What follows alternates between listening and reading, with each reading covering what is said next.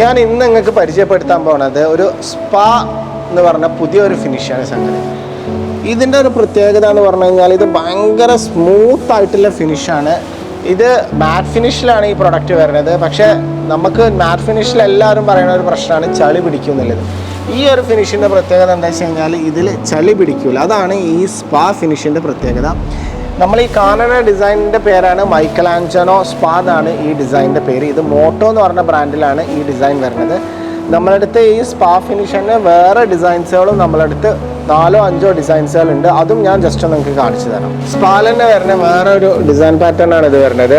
ഇത് Armani sun എന്നാണ് ഇതിൻ്റെ പേര്. ഇത് അത്ര സ്മൂത്ത് ആയിട്ടുള്ളൊരു ഡിസൈനാണ്. അപ്പോൾ നിങ്ങൾ KMT വരിക, ഇതിൻ്റെ വൈഡ് റേഞ്ച് ഓഫ് കളക്ഷൻസ് കാണുക.